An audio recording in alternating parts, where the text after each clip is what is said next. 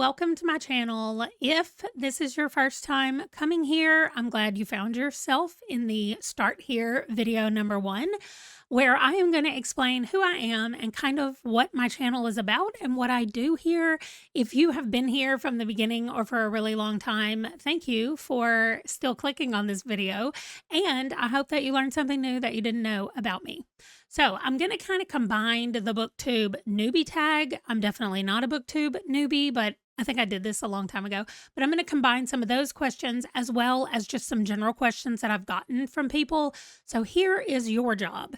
Listen to this video, comment below with any questions that you have, and when I redo this in the next quarter, because that is my plan, every quarter we're going to do a new one of these, then you will hear the answer to your question. So think about what I don't say and write your question down below. All right, question number 1. Who am I? My name is Amanda, and that's the basic part of who I am. My channel is called The Reading and Writing Life because when I created it, I thought that I was going to be doing a lot of reading and writing. Turns out it's been a lot of reading and very little writing. I love to write, but I rarely give myself time to do it. Once you're here for any length of time, you will understand that I am in a constant struggle with my brain to convince it that certain things are productive, because my brain thinks the weird things are productive, like sitting down, listening to an audiobook and putting together a puzzle. My brain says productive. Sitting down physically reading a book or reading a book on my Kindle, my brain says not productive. I don't understand it. I'm just telling you that we're all here to try to rewire my brain to think that all forms of reading are productive, but also to think that everything is productive, because everything is moving us forward in our life, in who we are and how we're growing as people. So we're just trying to fix my brain. Anyway, I am 48 years old. I am originally from the state of Arkansas. My husband and I met at college in Arkansas. We got married in 1999. Or as my children like to say, the 1900s. We have 2 biological children and 1 adopted child. They are all grown. Our youngest is about to be 19 years old, so they're all grown. 2 of them are married. The 19-year-old is the only one not married. I do talk about him a lot on my channel because he still lives at home with me. I do talk about the other kids a little bit, but mostly Wesley, who still lives at home with me, you will hear about a lot. My husband is in the military, specifically in the Air Force in the United States. I also didn't say that. I live in the States, although you could probably tell from the way I talk. I, right now, am living in the state of Virginia. We have lived in multiple states and multiple countries. The main countries that we lived in were Turkey and Spain. So if you live in either of those places or you've been to either of those places, we can certainly chat about it. I remember very little Turkish, and I already knew a lot of Spanish before I went to Spain. I learned more, but I have since forgotten most of that as well. So I'm sorry I don't know the foreign languages like I really wish that I did. Anyway, let's talk about some of the things you're going to hear on my channel. So first of all, I read all different genres, but predominantly I read romance, horror, fantasy, and sci-fi. So I avoid classics and historical fiction and anything that says YA. So what is YA? That literally means young adult. So it usually has to do with the age of the protagonist in the story. The protagonist is the good guy that you're following in the story. And so their age is usually between 13 and 21, something like that makes them a YA. There is a new class of new adult that has emerged in the last few years. I don't necessarily avoid those, but they're not usually labeled very well as new adult or whatever. But anyway, I find myself at 48 years old to have less patience with the tropes that go along with the YA genre as a whole. And so I try to avoid those. So I read predominantly those 4 things.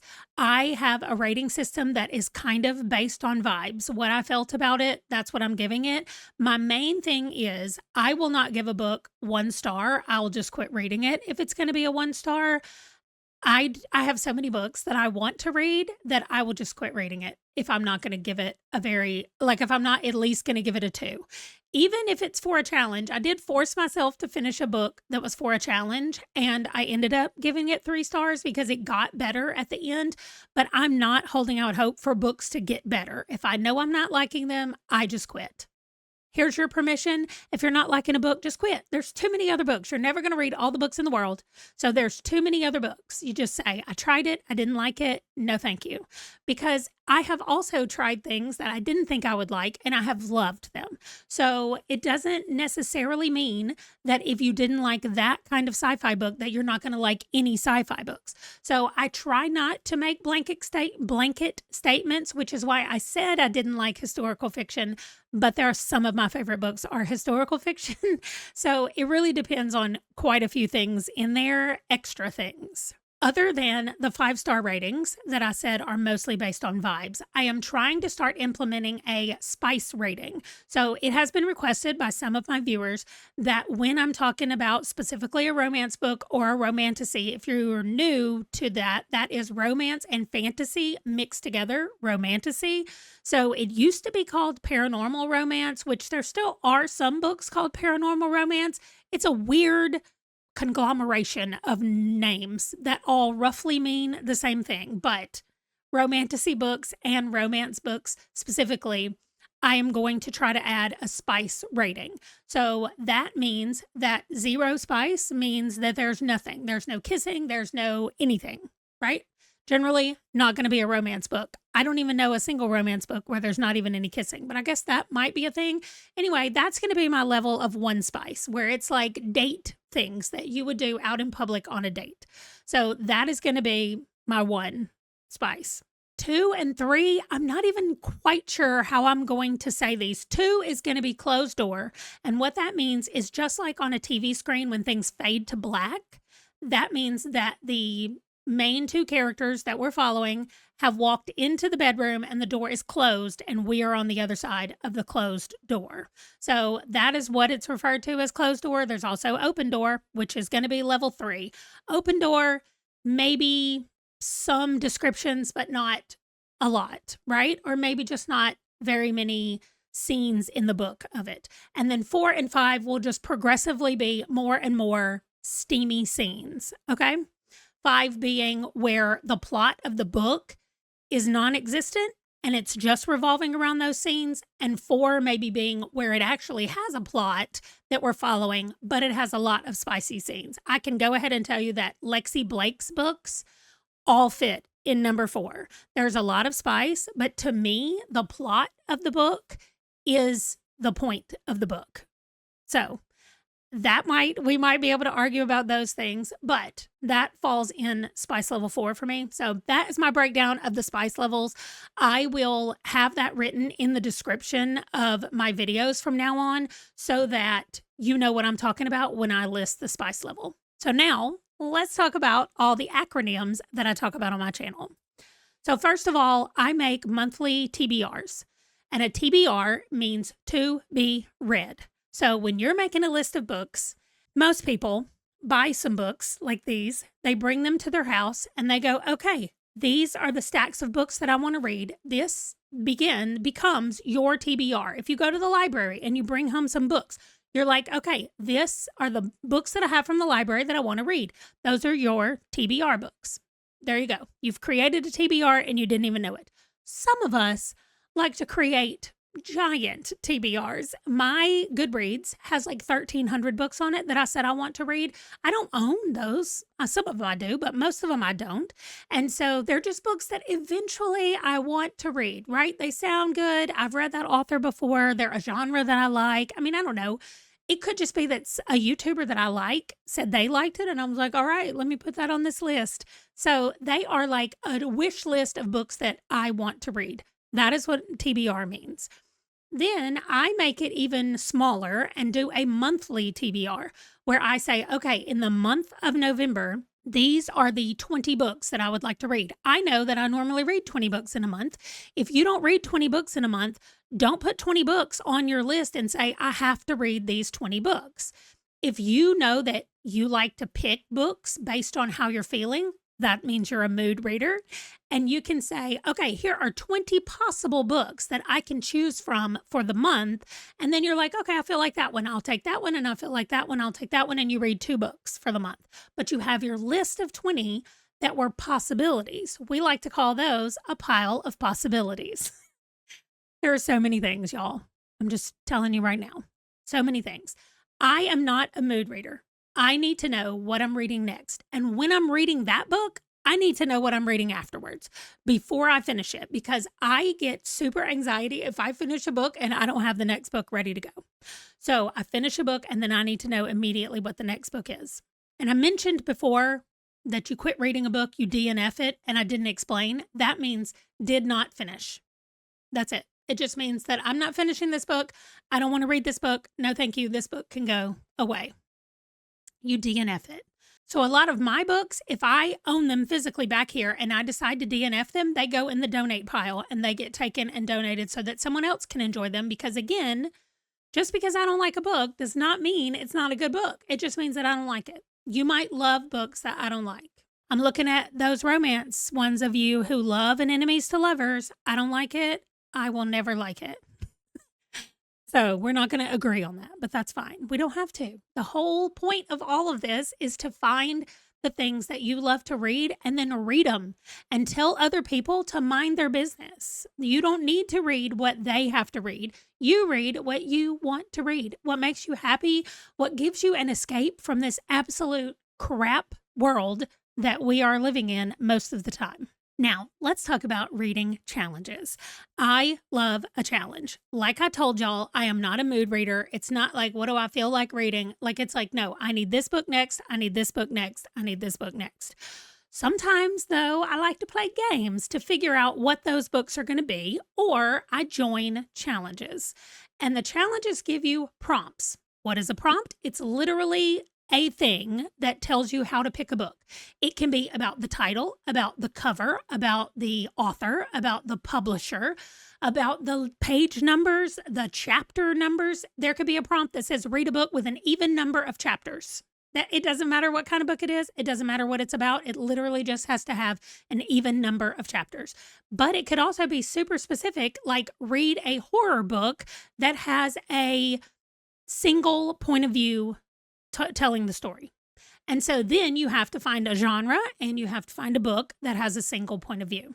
So those are prompts. They can be very broad and they can be very narrow. And depending on who's creating the challenges, you don't know where it's going to fall.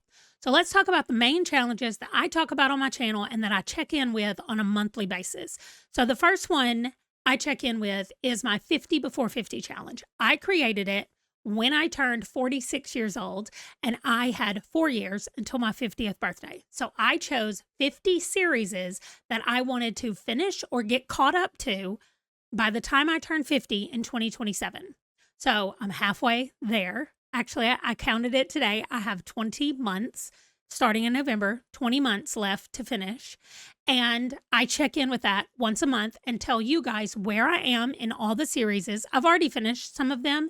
So where am I in the series that I still have to go? And how many individual books do I have left to meet my goal? And this fluctuates because some of those people are still writing in those series and they're getting bigger and bigger and bigger. And while I'm trying to read them down at the same time. So that is what 50 before 50 means. When you see those check-ins, there should also be a playlist that has all the check-ins for 50 before 50. If you want to go back to the beginning and watch, you're welcome to do that as well. Then we have Herkyed, right? That is such a weird word, and it means the hardest reading challenge you'll ever do. It was created by Stephanie over at QWERTY, and what she does is she made a bingo board, and each square on the board is a whole challenge by itself. And so you go through and do all of that. It's well over 100 books to finish the whole thing. Now, you can double up. There are tons of rules. I am doing no double ups on mine. So I go through every month, I check the books that I have read, and I see where they will fit into Her Kid. I also have a spinner wheel with all the Her Kid prompts on it. And when I land on that, that's what I focus on for the month. I haven't done that since September, I don't think, but I will be bringing that back to just make sure that I'm staying on top of all of those bingo squares. So my Her Kid check-in is the other big one that I do during the month. And my last check-in that I do is kind of a combo of two. One is my series tracker. It was created by one of you viewers, and I'm so thankful for it. It is really cool. I just go in. Well, she and I went in and put it all together. She did way more of it than I did, but we put everything in there, all the series that I'm reading, how many books are total, how many are left, all kind of stuff. It has little tracker bars. It's so cute and so functional and easy to add to, easy to use. So I do a check-in once a month on those series. Where am I? What have I decided to DNF? Because I had to sit down and have a hard conversation with myself of you can't read every series. Like it's impossible for me to read every series that has ever been written.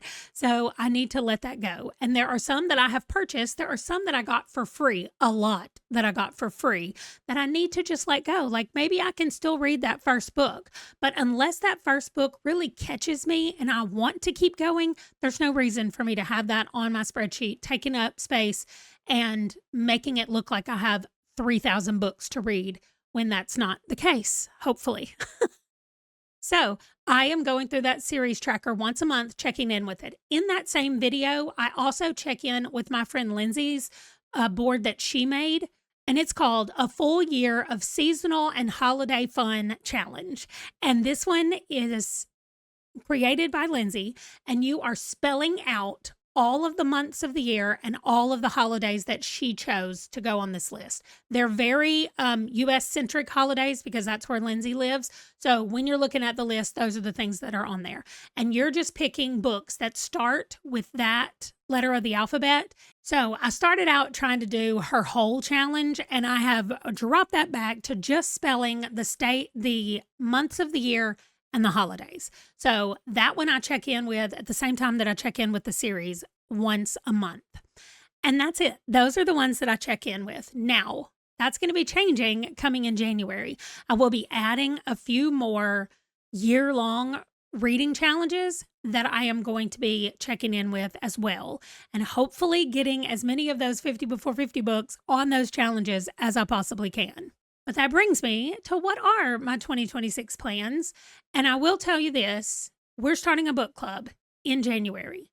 It is going to be structured in a way where my channel members will get a list of 5 to 6 books in the beginning of the month, the beginning of the previous month. So in the beginning of December, they're going to get this list.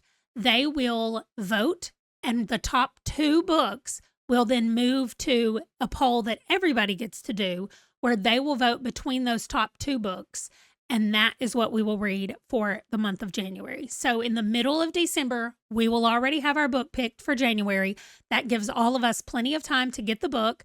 I am also going to be making bookmarks. Digital merch is what I will say. It's bookmarks. It is phone screen backgrounds, Windows backgrounds, like however you want to use it, for your Canva backgrounds, all kinds of stuff. And it's going to be themed around the book that we pick. However, if you're in our Discord, there's also going to be a Losers Club based off of the Losers Club from the movie and the novel It, if you guys have read it or seen it. And they are going to be talking about the book that didn't win. And that's where we will also be chatting over there. And there will be one bookmark for the Losers Club in case they want it. So the members will get free digital merch, and then they'll get one free bookmark and the free sticker page. I don't know if I'm going to call it a background page or a sticker page. I don't know how I'm doing that yet, but they're going to get that for free. And then everything else is going to be on a shop to be purchased for anybody else who wants it. But that's what's going on with the book club. I am very excited. It's the first time I've ever tried to do something like this on my own. It's also the first time that I am having merch, period. So I'm really excited about that. And we're just keeping it digital for now because I don't know how I'm going to do if I try to do a physical product. But we will maybe ease into that. So Don't forget to let me know about any questions that you have down below. If there's anything I missed or anything that you hear me say in other videos and you do not know what it means, come here, leave a comment. You can totally leave a comment on the other videos as well, and I will answer them all next quarter. It'll probably be February when this gets updated. February of 2026, new video coming. So let me know if you have any questions or anything that you want me to make sure I touch on next time. That is it. Thank you so much for joining me, and welcome. If you're new here, I'm so happy to have you. Feel free to jump in, join our Discord, chat with me in the comments, in the community section, everywhere. I'm always here. I will see you guys in the next video. Bye.